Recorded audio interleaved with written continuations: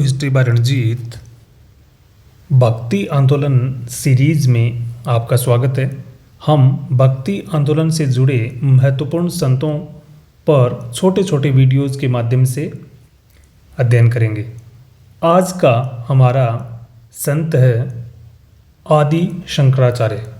प्रारंभिक मध्यकाल में भक्ति आंदोलन के प्रमुख संत आदि शंकराचार्य यह हिंदू धर्म और सनातन संस्कृति को प्रारंभिक मध्यकाल में एक नई दिशा देने वाले प्रमुख संत हैं। तो सबसे पहले पढ़ते हैं हम उनके जीवन परिचय के बारे में। आदि शंकराचार्य का जन्म कलाड़ी ग्राम केरल में हुआ। 8 वर्ष की आयु में संन्यास ले लिया और ऐसा माना जाता है कि 12 वर्ष की आयु में इनको वेदों का पूर्ण ज्ञान था और 32 वर्ष की उम्र में पूरे हिंदुस्तान का इन्होंने भ्रमण किया था। अनेक मठों की स्थापना की, 12 ज्योतिर्लिंगों की इन्होंने स्थापना की और 32 वर्ष की उम्र में केदारनाथ में इनकी मृत्यु हो गई। 8वीं एवं 9वीं शताब्दी के संत थे, यानी इनका जो जीवन काल जो सर्वमान्य है वो है 788 ईस्वी से 820 ईस्वी तक। तो ये 8वीं और 9वीं शताब्दी के संत थे। इनको शिव का अवतार माना जाता है। अद्वैतवाद दर्शन के प्रणेता थे।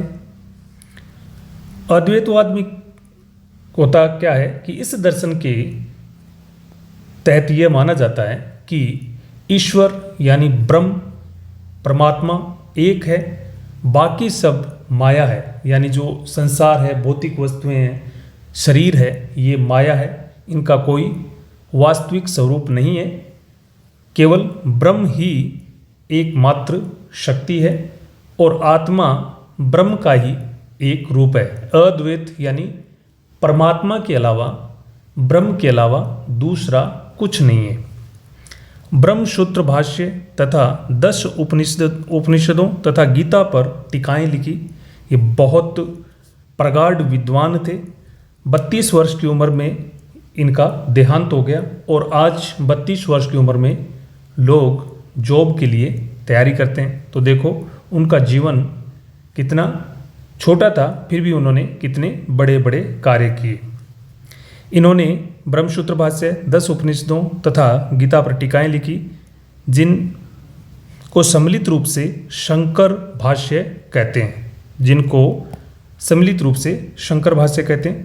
अद्वैतवाद दर्शन के ये प्रणेता थे, जिसके बारे में हम पहले ही बात कर चुके हैं। नेक्स्ट, यह चारों वेदों के प्रगाढ़ पंडित थे। इन्होंने पूरे भारत का भ्रमण किया। इन्होंने पूरे भारत को सनातन संस्कृति से जोड़ने का कार्य किया।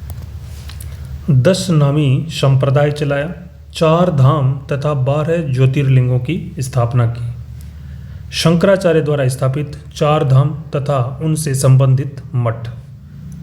पुरी में गोवर्धन मठ, जिसमें ऋग्वेद को रखा गया है।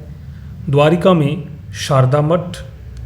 बद्रीनाथ में ज्योतिर्मठ, जिसमें अथर्ववेद को रखा गया है। कर्नाटक में श्रृंगेरी मठ, जिसमें यजुर्वेद को रखा गया है और इसका वाक्य है अहम ब्रह्मास्मि। और द्वारिका में जो शारदा मठ है, इसका संबंध सामवेद से है।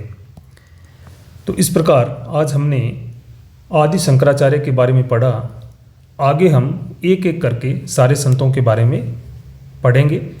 अगर यह वीडियो आपको अच्छा लगा तो चैनल को सब्सक्राइब ज़रूर करें, ताकि आगे इस टॉपिक से संबंधित आपको वीडियो मिलते रहें। और वीडियो को लाइक और शेयर करना ना भूलें। Thanks a lot. Thanks for watching.